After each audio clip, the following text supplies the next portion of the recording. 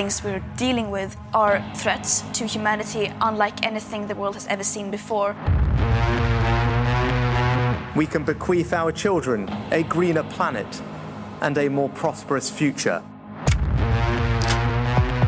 That's what climate change is about. It is literally, not figuratively, a clear and present danger. If unprecedented changes are not made and made soon, there will be irreversible damage to the planet. Zero Carbon East Talk. Hello and welcome to Zero Carbon East, Series 5, Just Stop the Tories. I'm Ian Collins, and this is the go-to podcast for all environment-based matters. If it's green, it is in. And it's all manner of green today, Dale. And I think we should start off with everybody's favourite feature. People are talking about this in pubs now, on their way to work, on the morning commute. It's right-wing nuts. I love it. And this week, we've got ourselves a bit of a nut cluster, I think. The cluster has been opened. And who is in there this week, Dan? Well, it's our good friend, Julia Hartley-Brewer. We mentioned her last week. I got a touch of PTSD from a feisty encounter with her on a radio show. But this week, it's not her, actually, so much as Reform. One of the candidates, Ben Habib, had an interview with Julia Hartley-Brewer on the radio, and he told her that he would let immigrants drown in the Channel. And Julia, bless her, was kind of shocked, and she said, that doesn't happen in decent democracies. The kind of ironic, funny, surprising thing about all of this is I'm in a little bit of a fun fight with Richard Tice, leader of Reform Party, for calling them a far-right party and him a far-right leader. Julia Hartley-Brewer is, of course, a fairly far-right radio host. And here you have her talking to this guy that would let immigrants drown in the Channel. I mean, just how far-right is Reform when they have people, candidates, speaking for them in public and saying stuff like that? Yeah, and Julia was, because I saw this piece, and Julia was completely shocked by this. Yes. And said, Yes. Seriously? You can't do that. Yeah, on social media, everybody's sort of leaping to Julia's defense. And people going, look, I don't normally agree with anything this woman says, but she's bang on this one. Oh, that's why it's like roles reverse. I had in my head there for a minute. That's me and her, right? And I'm like, seriously? How can you say that? And this is her saying that to a guy from Reform. But it makes sense, right? Because they are a far-right party. I'm just going to say that again, Richard, if you're listening. I think it's a fair comment. He would say a centre-right party and the home of common sense. I'm just going to put my Reform hat on here, Dale. Go on then. Just for the sake of balance. It's a centre-right party who speaks the language of ordinary people. There you go. And ordinary people think that immigrants should drown in the Channel. Where's Julia Hartley-Brewer when you need her? Julia? Come on. And then linked to that, we've got Lawrence Fox, just been ordered to pay 180 grand in damages to two people he referred to as paedophiles. I look at that story and I think, Lawrence Fox, is he in the Reform Party? I think he probably should be if he's not. No, I'll tell you what he was in. I don't think he was ever in the Reform Party, but he started a party called the Reclaim Party, which sounds a bit like the Reform Party, but it's not. It's the Reclaim Party. Never confuse the two. They're very, very different beasts. Now, I don't know whether the Reclaim Party is still going, but Lawrence Fox was, I think, the leader of it, and I think he stood in an by-election somewhere quite recently. I don't know what the status of the Reclaim Party currently is, whether it's active or inactive, but it's 180,000 quid lighter, whatever it is. Yes. I imagine it's a one-man band, that party. He's the leader and the membership all in one. Well, I mean, the takeaway for me on this one is that, for too long people have kind of looked at, and I'm not specifically talking about him, but anybody almost think of social media as sort of a Wild West. Yeah, you can say anything you like. It's great, man. You can just call people a paedophile or, a thief, whatever. You can do anything you like. And of course, you literally cannot do that because there are laws of defamation, there are laws of incitement, and there are laws of libel. And you are literally subject to the same laws as somebody who publishes The Guardian or The Telegraph when you put a post on social media. And I don't think many people quite realise that. No, I don't. And now you come to mention it, my battle with a handful of right-wing media outlets is continuing, legal battle. The Mail will be the latest newspaper to capitulate, correct a wrongness, a wrong headline and that kind of stuff. They're going to pay a sum in damages, which I'm going to dedicate to a Palestinian charity.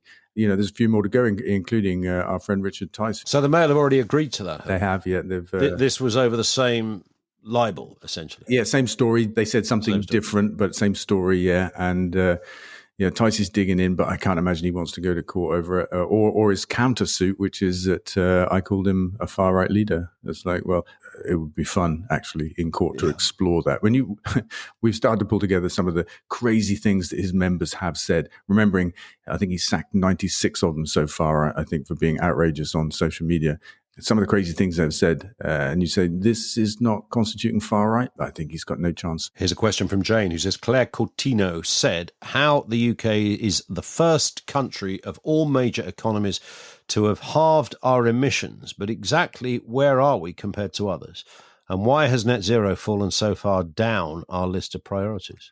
Well, I think we did that mostly with a move away from coal, and it's measured from the 90s, I think, this halving. And, we've done well when you look at it that way. But as I say, most of it was dumping coal. We have had a big increase in renewable energy. I think we've got a story on that in a minute. I don't think we're doing amazingly better than anybody else in the world, or worse, actually. I think we're in the mix. I think China have just overtook us, for example. But why has it fallen so far down our list of properties? You've got to say one word: Sunak. But of course, they've got strange things going on in Scotland at the moment, haven't they, where the SNP are about to collapse. Their leader looks set to have to resign because of a vote of no confidence, and that's because he was in a coalition with the Green Party and decided to remove some of their environment-based policies, much to the disquiet, completely understandably, of the Greens. So they just said to Humza Yousaf, do one. And I don't think they use, that's not very parliamentary language, but essentially now he's going to have to walk the plank as a result of this. So the pressure is really on. Yeah, I don't understand what the SNP are doing. It's like they've found the self-destruct button and they just keep pressing it. It's like Nicola Sturgeon's husband has just been charged with embezzlement, for example. And innocent until proven guilty, Dale. Yeah, absolutely, but it's not reflecting very well on the party, is it? And then they go and do this. I mean, why scrap green policies? They're super popular. Why do it when you're in power because you're in a coalition with the Green Party? That's a bit dumb, isn't it? You know what I mean? Did he not talk to them first and say, hey, guys, I'd like to slash some of these green policies. Would you mind? Would you leg it, if I do? What about the UK's power grid is off to its greenest start ever this year? I think this is a really interesting point because every time, one of the kind of go-to arguments from people who are not buying into this whole area is that, well, if the wind don't blow down, you don't get no lecky. That's it. Julia Hartley-Brewer territory. I'm just going to say that. I don't want to keep mentioning it because we'll all have nightmares. But look, this is a great story. Wind has produced more power than oil, gas and coal combined. And that's the first time it's happened. And right now in April, we're like 3 weeks in or something like that. Twice as much electricity has come from wind as from gas. So stick that in your right-wing pipes and smoke it, people. There it is. Question here that comes in from Eddie. How can we properly hold celebrities like Taylor Swift, one of your favourites, Dale, to account for their massive carbon footprints? Oh, I have no idea. I think we can't, actually. Do you think we should sell our tickets on them for her gigs next later this year? Don't mention our tickets. Yeah, sorry. Wasn't meant to reveal that. Well, firstly, she's American, right? So there's all we can do about how she lives her life. But, we have the big collective, we as a world, we have to tax aviation, and we particularly have to tax private aviation like there's no tomorrow, because it's a big contributor to the probability that there will be no tomorrow. And these people, they're super rich, they can afford to pay it. It probably won't stop them doing it, but at least we can do something with the money, do some good, some carbon reparations, invest in green stuff, that kind of stuff. At the moment, it's a free hit. Something like 1% of people in the world take 50% of all flights in the world, something like that. And these basically rich people are cooking the planet, and it's the poorer people that suffer the impacts of the climate crisis disproportionately. And there's an imbalance there we have to sort out. These people can afford to pay more, and then we can do something good with the money and, reduce carbon emissions, for example. What is happening in the EU voting to leave an energy treaty? What's all this about? Well, I love that, because it was an abusive treaty, must have been dreamt up by the fossil fuel industry. When you look at it, so incredibly one-sided, gives them the right to sue countries. So you've got the idea that an international oil company can sue a country if they don't like their policies on fossil fuels. So if they're deemed to be harming their business interests, this contract said they could be sued, which is just incredible because we know we have to stop drilling for new fossil fuels. And that, of course, is harming the business interest of big oil. And they've actually used this treaty in a couple of cases in Europe to claim compensation, silly sums of money. I mean, good news that the EU have stepped out of this contract. I don't know if the UK has yet, but there's a 20-year sunset clause, which means that for the next 20 years, they can carry on doing it.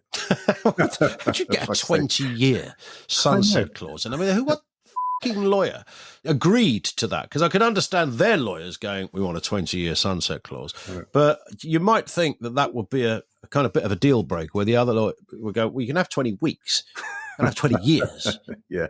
We'll give you 20 weeks. That's 5 months. It's all right, isn't it? 5 months. 20 years? That's why it sounds like it was written by the fossil fuel companies, and maybe the EU didn't even read it. I don't know. But a lot of countries in the world have signed up to this 1988 Energy Charter Treaty, it's called.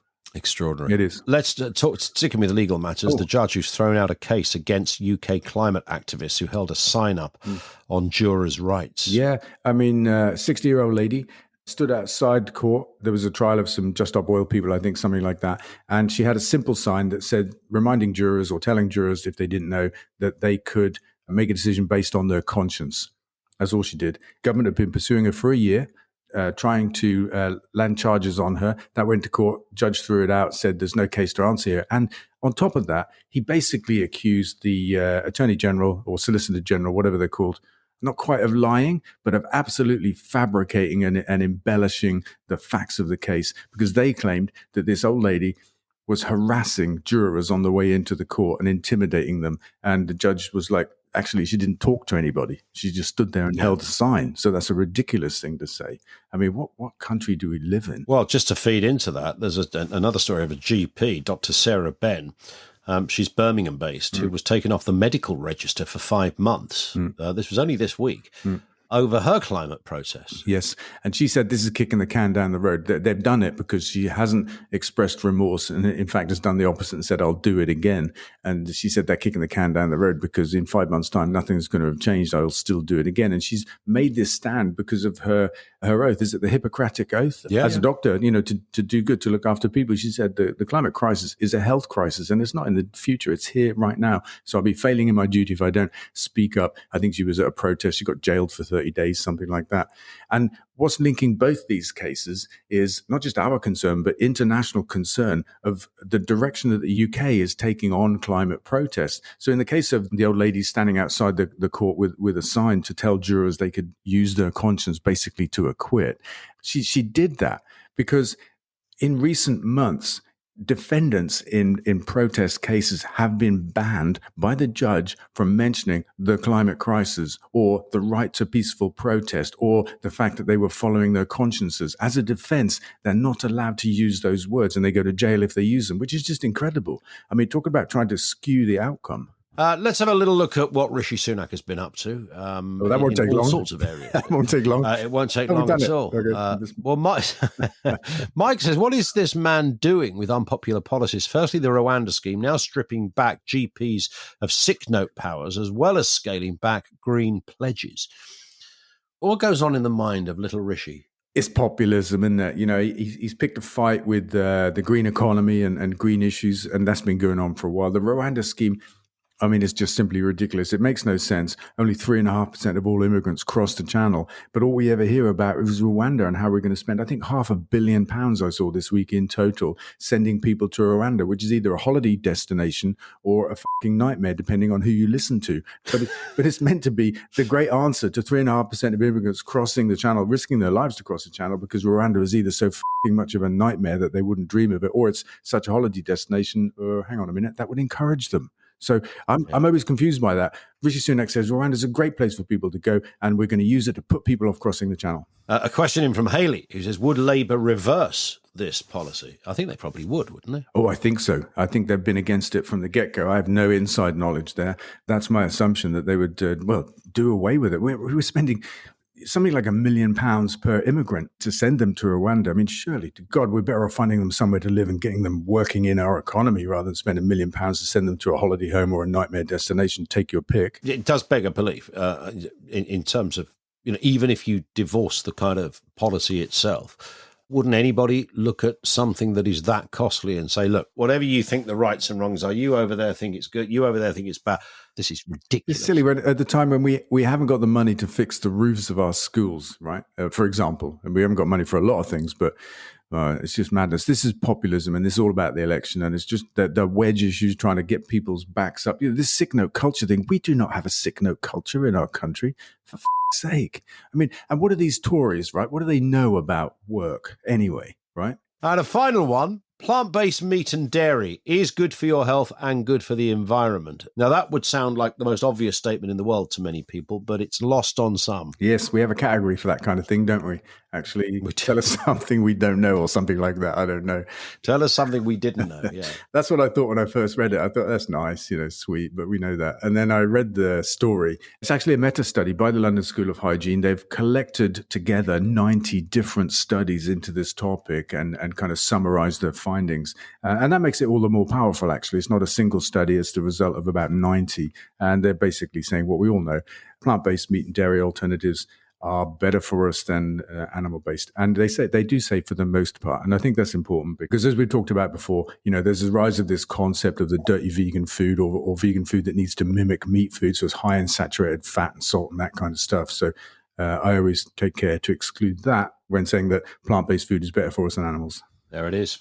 Dale will speak in 7 days. I can hardly wait. Don't forget, of course, to follow this podcast from your podcast provider so that you get each new episode automatically.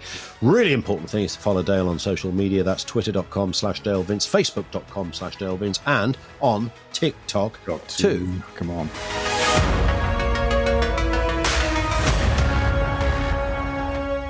Zero carbon. East of.